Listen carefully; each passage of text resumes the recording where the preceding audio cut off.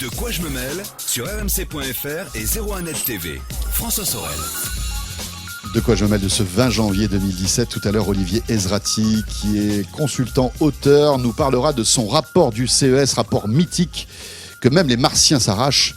On en parlera dans un petit quart d'heure. Mais auparavant, c'est Pépé Garcia qui est là. Bonjour Pépé. Salut François, salut tout le monde, ça va? Mais quel beau mug, Pépé. J'étais là, j'étais en train de déguster un peu avant parce que j'ai encore ce décalage horaire, je suis comme ça et donc voilà. Je suis là avec mon café et tout. Ça fait très late night show, savoir qu'on peut faire une émission avec une tasse de café à côté, balancer des stars comme vous et tout.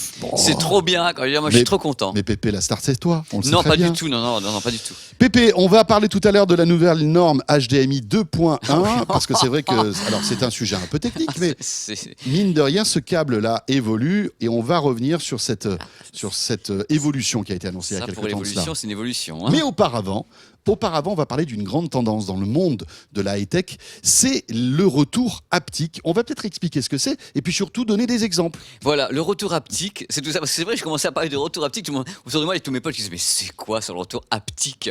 Alors c'est simple, vous avez un smartphone, quand vous demandez une fonction vibreur, par exemple sur l'écran, vous appuyez sur l'écran, vous avez un retour, ça commence à vibrer. C'est une sorte de retour de force, c'est le retour haptique. Alors c'est le gros délire, parce que ça fait un moment que je vois arriver les choses dans tout l'univers, c'est-à-dire que là, pour le moment, je prends l'exemple du smartphone, mais le retour haptique surtout dans beaucoup d'univers dont on va parler maintenant. J'ai devant moi par exemple un casque, vous allez prendre ce casque dans la main, faites gaffe, ça vibre. Ça vibre. Vous allez prendre le casque et c'est le casque Skull Candy qui s'appelle le Crusher Wireless. Alors mettez-le sur les oreilles déjà. J'allume, non, mais c'est même pas la peine de l'allumer. Mettez ce casque sur les oreilles et tapez sur les écouteurs. Les deux en même temps. Ah oui. Ah là là. Qu'est-ce que vous entendez? J'ai l'impression d'avoir de gros tambours. Et bien voilà, c'est le retour haptique du casque. Vous savez quoi, on va faire une petite démo. On va voir si. J'espère qu'on va pouvoir entendre quelque chose. Je ne sais pas si on entend quelque chose. La Paul, toi qui es au son, on n'entend rien? On n'entend rien. Bon, ça fait boum, boum, boum.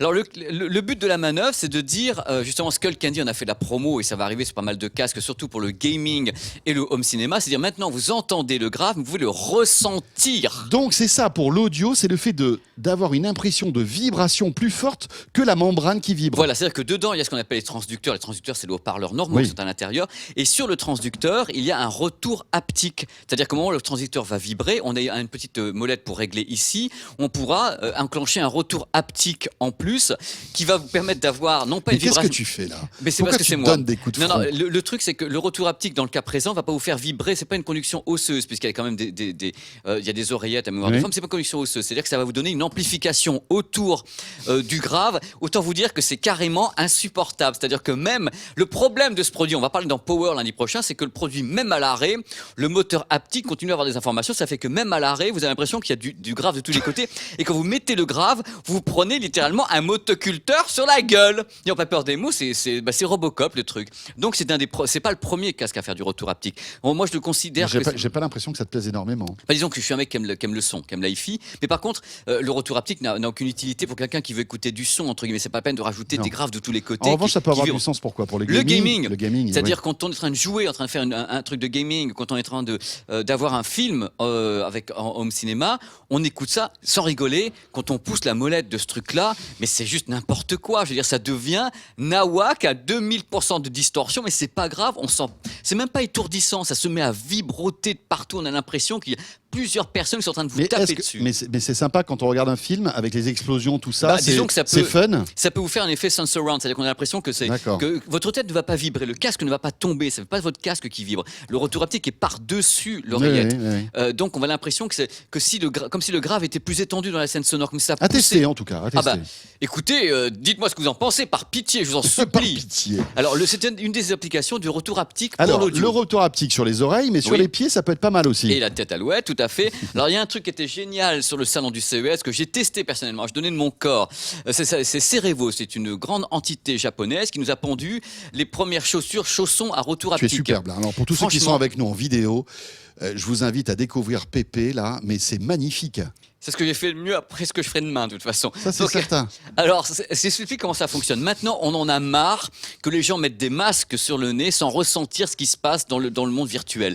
Là, j'ai mis les chaussures, regardez un peu les chaussettes extraordinaires et tout. J'ai mis les chaussures à retour haptique. Dans le masque, je marchais soit sur du béton, soit sur du sable, soit sur du gravier. Et par rapport. tu ressentais je le truc ressentais si je m'enfonçais ou si j'étais sur du dur. Mais alors, toi qui l'as testé, Oui. c'est réaliste? On a du mal à ressentir complètement le sable. Je ne me suis pas senti m'enfoncer. Mais par contre, un sol qui est dur et un Ou sol granuleux, des choses granuleux comme ou qui est mou, je l'ai ressenti. Mais je n'ai pas senti l'enfoncement dans le sable. Mais ça, combiné au casque pour le gaming, c'est un truc de fou. Mais il n'y a non pas que ça, puisque dans le retour haptique qu'on peut avoir ce genre de produit qui n'est pas encore en vente, un Cerevo bosse dessus, ça fait un carton au CES. Il y a également le reste du corps qui peut être en retour haptique. Je vous conseille de ne pas rigoler, s'il vous plaît. Il y a une boîte française qui s'appelle GoTouch VR. Et GoTouch VR prépare un retour haptique qui m'a littéralement bluffé. C'est un petit objet qu'on met au bout du doigt. On vous met le masque sur les oreilles, sur la tête, et vous êtes en train de taper sur un xylophone. Et vous sentez le retour haptique des touches du xylophone C'est-à-dire qui est qu'on- virtuel. On sent qu'on touche quelque chose. Qu'on touche la touche du xylophone. Mais quand Marc Dorcel va s'accaparer tout ça va être terrible. On était sûr que ça allait arriver sur le tapis. On peut tout connecter ainsi par le retour C'est haptique. dingue. Cette démonstration du xylophone ou bien de prendre une coupe, une tasse, vous prenez une tasse qui est dans le réel, on voit, c'est le genre qu'on l'image, regardez ce que vous voyez, le xylophone et vous ressentez, vous prenez une tasse d'un univers virtuel et vous ressentez avec votre main la vibration, enfin le toucher presque de la tasse. L'idée maintenant, c'est qu'on soit plus passif mais totalement actif dans l'univers virtuel. C'est ça l'idée. formidable. C'est formidable, c'est français, c'est Alors, GoTouch VR. voilà, c'est des petites briques comme ça qui sont encore un peu brouillons. Yes. Mais dans quelques années, quand tout ça va, Mais ça va être génial. véritablement mûrir et s'intégrer avec du soft, parce qu'il Ouais. faut qu'après il y ait du soft derrière tout ça, ça va être formidable. Alors, je pense que dans peu de temps, on pourra entièrement revêtir une combinaison entière haptique. Ouais. C'est-à-dire que tout ce qu'on verra dans le monde virtuel sera retransmis sur l'intégralité de notre mon corps. Dieu. Parce qu'il y a déjà des tissus, Moi, ça me des, fait un peu flipper. des quand tissus même, hein. électroniques, c'est Tron de Disney. Ouais, c'est ça. Les tissus électroniques imprimés existent, donc on pourra donner des ordres Ouais. à l'électronique de faire vibrer ton corps à tel ou tel endroit. Je vous laisse deviner ce qui peut se passer, c'est délicieux. Bon, alors il y a des trucs géniaux également. On parlait c'est- de home cinéma tout à l'heure. Mais oui, et le home cinéma dans le retour haptique, c'est un truc génial. Il y a une boîte française qui s'appelle Immersit, qui a présenté au CES un retour haptique que l'on place sous un canapé, c'est-à-dire ce sont des cales. Et, Donc on soulève les pieds du canapé, regarde, on met ça dessous. on met ça en dessous. Et ce qui est intéressant, c'est que ces cales sont synchronisées avec votre piste son par Bluetooth. Et dès, par exemple, qu'il y a des vibrations sur la piste son, que ce soit en shooting, enfin en gaming ou bien avec un film avec du grave, le canapé se met à vibrer. Le canapé lui-même a un retour haptique par rapport à la piste son qui est analysée. Je trouve ça génial. Ça coûte 349 € pour les deux pods. Ce sont des pods qu'on appelle des pods. Et l'effet est incroyable. C'est-à-dire que vous êtes en train de faire du shooting en gaming. Vous tapez quelqu'un et vous avez le retour haptique directement sur le Formidable, canapé. mais pour le home cinéma aussi. Pour le home cinéma, vous avez un tremblement de terre et autres et tout se met à vibrer. C'est très modulé. Vous avez 3 niveaux de réglage. D'accord. Et l'idée est fabuleuse. C'est français, c'est immersif. Mais je suis sûr que dans 5 ans, tu achèteras ton canapé chez Ikea, il y aura le Il y retour aura le haptique retour haptique, intégré. enfin, vibration, il y aura un retour haptique dedans. Et on Ouais. finit avec un truc qui s'appelle Hypersuit. C'est français, c'est un exosquelette. C'est fait comme Icar, c'est vol quoi, en fin de compte. Et l'idée c'est également c'est pas un retour haptique réel, mais c'est pour vous donner une idée de ce qu'on peut faire au niveau des sensations. C'est que maintenant je pense que s'il rajoute sur l'exosquelette un retour haptique qui permet d'avoir une sensation de vibration, il y a un ventilo en face du gars qu'on voit actuellement à l'écran, on peut avoir une immersion qui est complète. C'est-à-dire que l'idée c'est que maintenant on n'est plus uniquement dans un monde virtuel qui est vraiment virtuel, on rentre à l'intérieur du monde virtuel. C'est vraiment Tron. Et là le CES a été très marquant de ce côté-là, où vraiment on est pris à l'intérieur. Notre corps est pris physiquement à l'intérieur d'un jeu ou d'un film qui est diffusé dans le masque. On en Ça peut parlera faire tout à flipper. l'heure aussi avec Olivier Zrati, Ça qui peut a faire sa flipper, vision hein. un peu de cette réalité virtuelle. Et c'est vrai que c'est impressionnant ce truc-là. Là. Pour tous ceux qui sont avec nous en vidéo, hein, je vous décris, hein, on a une personne qui est installée sur une espèce de squelette de fer qui ressemble à un oiseau. Donc Ouais, il il a est les ailes. complètement surélevé. Et donc avec son masque, il est véritablement en train de voler. Là. Et on lui met un ventilo dans la tronche, même rajouter de la flotte qui est diffusée dessus. On met sur le ventilo, on met de l'eau. Ouais. Et le type, et voilà, mais je trouve ça assez étonnant. Moi, j'étais super surpris, surtout Ouais. par le retour haptique de GoTouch, le truc au bout du doigt, quand tu tapes Exactement. sur le xylophone. Mais Jean-David nous disait que, aussi, enfin, notre caméraman qui a vu tout ça au CES de Las Vegas qui a fait pas mal d'images. Même BMW en fait a du retour haptique aujourd'hui dans ses interfaces du futur dans l'automobile. Donc ça a du sens en fait. Ça a On du peut sens parce que ce imaginer n'est plein de plus trucs. passif, on est actif avec le produit, nous donne une réponse au niveau de notre toucher. Et c'est là qu'est la révolution. Voilà. Moi, j'y crois à mort. Voilà, mais c'était important de faire. C'était une grosse tendance qu'on est très content d'avoir évoquée avec vous. Le retour haptique arrive et c'est très Audio, prometteur. vidéo, gaming, C'est chouette. film. Voilà. Pépé, le HDMI. Alors là, on est un petit peu plus technique, mais mine de rien, on prépare l'avenir. Hein. Le HDMI, rappelons-le, c'est ce câble que vous branchez, par exemple, sur votre box, de votre box à votre télé. Le câble HDMI évolue. Ah bah oui, il évolue et plus gravement. Alors je me suis posé la question de savoir, il évolue pour qui, pourquoi. C'est ce qu'on va essayer de voir maintenant.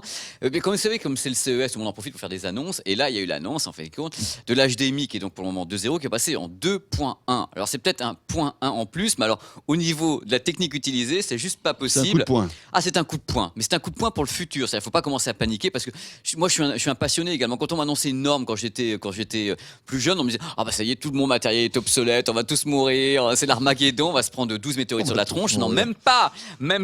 Alors la 2.1 est vraiment une sorte de truc définitif pour l'avenir, 8K y compris. Je vous explique. Pour le moment, par exemple, en débit numérique, on est à 18 gigabits par seconde avec la 2.0. Cette fois-ci, on passe à 48. D'abord, le nom du câble lui-même s'appelle 48G ou G48. Ils choisiront le nom final quand ils auront envie. Oui. Donc ça fait qu'on peut passer un tas d'informations. C'est surtout pour le 8K qui sera en fin de compte pour le futur au Japon à partir de 2020. Le 8K va arriver. Il faut savoir que le 8K n'est pas 8K, c'est 7680 fois 4320. On va recommencer. C'est du 7,6K. Ça s'appellera 8K Super High Vision.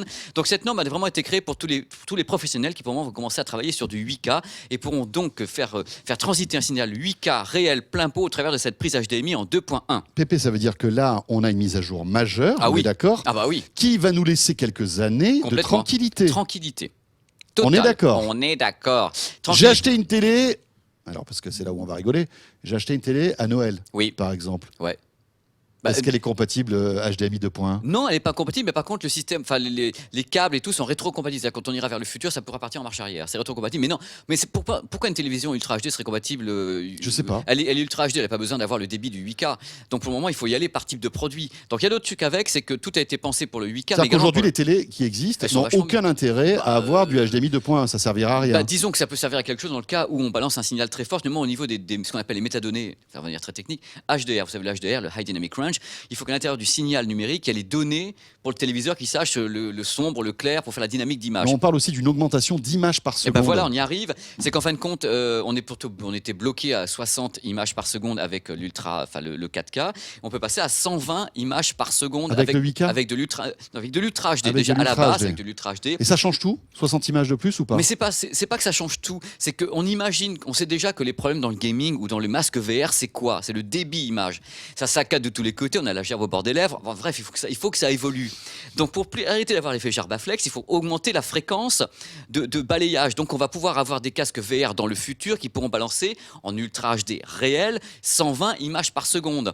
Donc on pourra éviter les effets d'oreille interne qui déconnent un petit peu. C'est tout intéressant pour le gaming. Le gaming a toujours un problème de latence avec les images. Je sais très bien que l'input lag et les problèmes de latence sont importants sur le gaming. Mais est-ce que l'œil a la Bien capacité sûr. de voir Mais oui. plus de 60 images par seconde? Oui, la réponse est D'accord. oui. Oui, Parce parce qu'il que y a toujours eu des théories là-dessus en disant Ouais. au-dessus de 30 images par seconde, l'œil ne voit plus rien. Alors pourquoi est-ce etc. qu'en ce cas-là, on commence à Hollywood à travailler en 60? On a travaillé avec le Hobbit en 48, en D'accord. 60, et Cameron voulait tourner en 120 pour qu'il y ait une fluidité parfaite. Mais ils avaient peur que les gens ont justement envie de vomir. C'était tellement fluide que c'était leur vie à eux. C'est-à-dire qu'ils n'avaient plus d'effet de vidéo.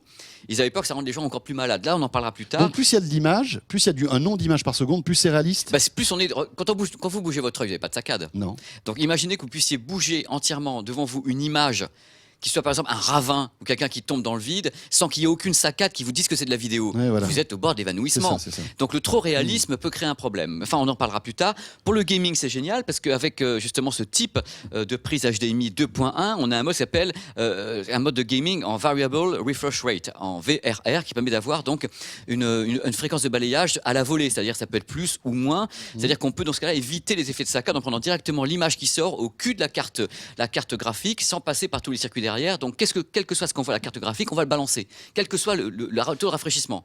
C'est une Sans- autoroute en fait. C'est C'est une une autoroute à 18 voies Oui, parce qu'il y a qui vous tellement permet de de faire débit. passer. Il y a tellement de débit sur ce câble qui s'appellera 48G qu'on peut prendre tout ce qu'on veut. D'accord. Le débit HDR, enfin les informations HDR, tout ce qu'on veut, donc tous les modes de HDR, Mhm. tous les types de débit, tous les types de rafraîchissement. Et il faudra un nouveau câble par contre. Nouvelle prise, nouveau câble, nouvelle électronique pour avoir l'intégralité des possibilités. Ça arrive Donc, quand? on ne sait pas. On sait pas. C'est dans l'année. C'est comme le Bluetooth 5.1. Sera un nouveau intervenir de haut de ton donjon extraordinaire avec la pierre partout, tout le monde qui est mort. Non, on ne sait pas. Ça va arriver. Mais là, on vous parle dans De quoi je me mêle, parce que c'est notre boulot de vous dire ce qui va se passer. J'ai pas de date.